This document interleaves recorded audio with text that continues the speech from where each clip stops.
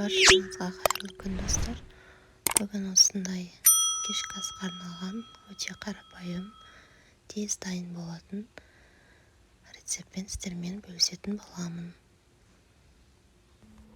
Ең алдымен фаршты осындай ыдысқа салып аламыз, және де фаршымыздың үстінен ұсақтап туралған болгар бұрышын қосамыз.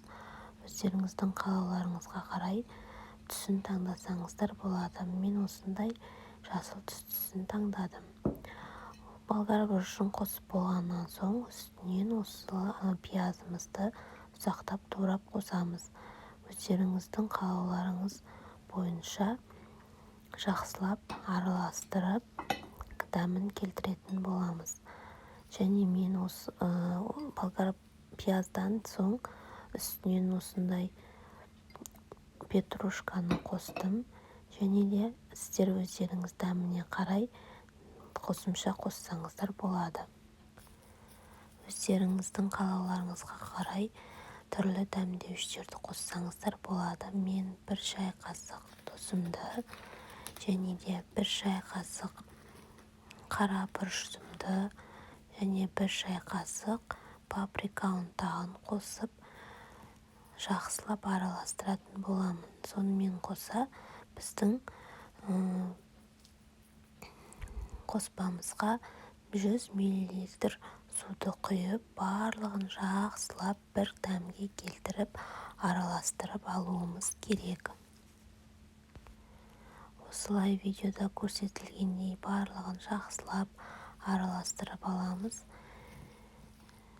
Араластырып болғаннан соң 180 градуста 30 минутта духовкада пісіріп аламыз. Ол үшін духовканың листін алып, қағазымызды, пергамент қағазымызды салып, соның үстіне түрлі формада өнімімізді орналастырамыз. Өздеріңіз көріп отырғандай мен осындай сопақша күйде орналастырдым. Және де осыны 180 градуста 30 минуттай пісіріп аламыз. Піскен асымыз өте дәмді болып шығатынына күмәндарыңыз болмасын. Сіздер де осылай жасап көріңіздер. Тез әрі оңай дайындалатын кешкі ас. Және дәмі де сіздерге ұнайды деген ойдамын. Менің арнама тіркеліп, комментария жазып, лайк басып кетуді ұмытпаңыздар. Сіздердің қолдауларыңыз мен үшін өте маңызды.